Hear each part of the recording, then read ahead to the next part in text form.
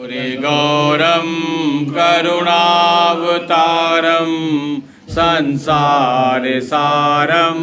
भुजगेन्द्रहारं कर्पूरगौरं करुणावतारं संसारसारं भुजगेन्द्रहारं सदा वसन्तं हृदयारविन्दे सदा वसन्तं हृदयारविन्दे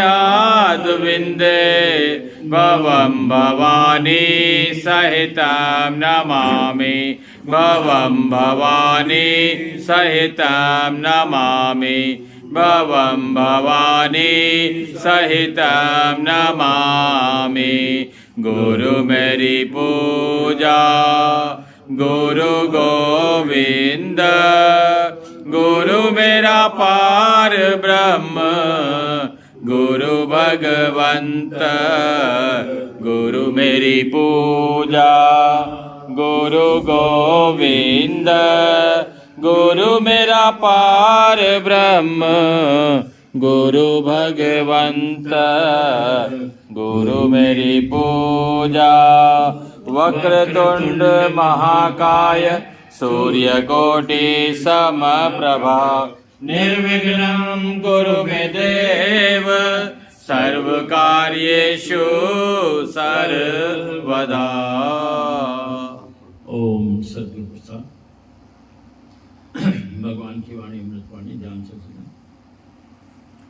भगवान बोलते हैं कि जो प्रकृति को चला रही है वो सत्य प्रकृति है।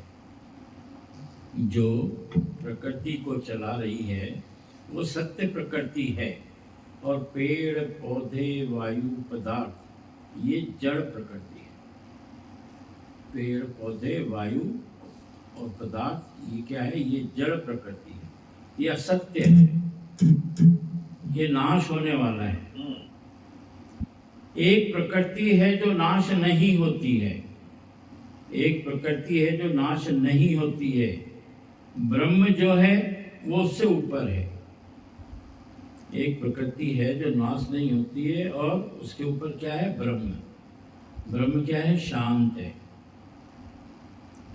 उसमें हलचल नहीं है, उसमें हलचल नहीं है। भगवान कर्म का फल देता है, भगवान कर्म का फल देता है। एनर्जी सबका हिसाब लेती है, जो एनर्जी है वो सबका हिसाब लेती है। पुकारने पर भगवान धरती पर आता है, पुकारने पर भगवान धरती पर आता है। पर जो असली ब्रह्म है, भगवान से भी ऊपर ब्रह्म है, वो शांत है, स्थिल है। इतना अच्छा बताया भगवान ने कि जो प्रकृति को चला रही है वो सत्य प्रकृति है और पेड़ पौधे वायु पदार्थ ये जड़ प्रकृति है, ये असत्य है। पेड़ पौधे वायु पदार्थ जो है ये असत्य है, ये नाश होने वाले हैं। एक प्रकृति है जो नाश नहीं होती है और वो है ब्रह्म। वो उससे ऊपर है, वो शांत है, उसमें हलचल नहीं है। भगवान कर्म का फल देता है, एनर्जी सबका हिसाब लेती है। पुकारने पर भगवान धरती पे आता है।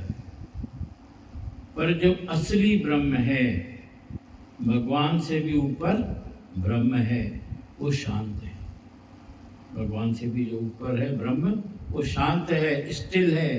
पहले भगवान को पहचानो, फिर उस ब्रह्म में गुम हो जाओ।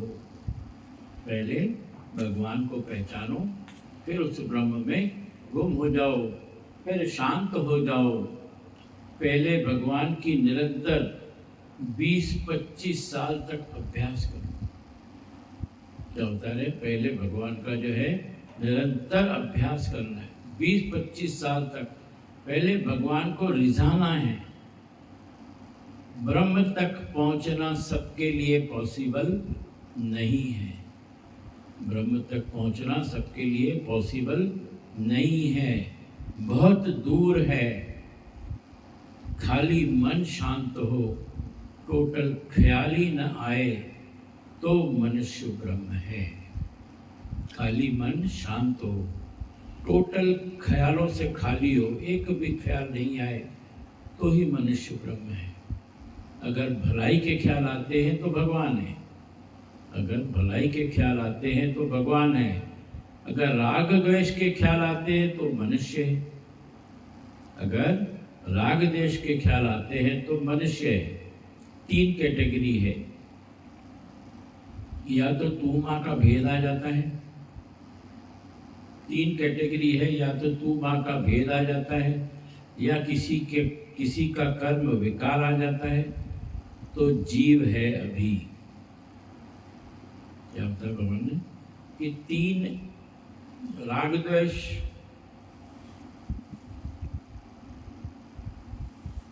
भगवान बोलते कि पहले भगवान को रिझाना पड़ता है। ब्रह्म तक पहुंचना सबके लिए पॉसिबल नहीं है, बहुत दूर है। खाली मन शांत हो, टोटल ख्याल ही नहीं आए तो मनुष्य ब्रह्म है। अगर भलाई के ख्याल आते हैं तो भगवान है, अगर राग द्वेष के ख्याल आते हैं तो फिर मनुष्य है। 3 कैटेगरी है, या तो तूमा का भेद आ जाता है, या किसी का कर्म विकार आ जाता है तो जीव है अभी। अगर किसी का कर्म का विकार आ गया तो भी अभी जीवा है।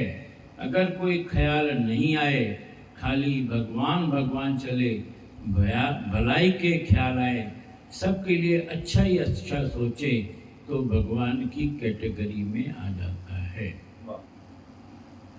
हरि ओम।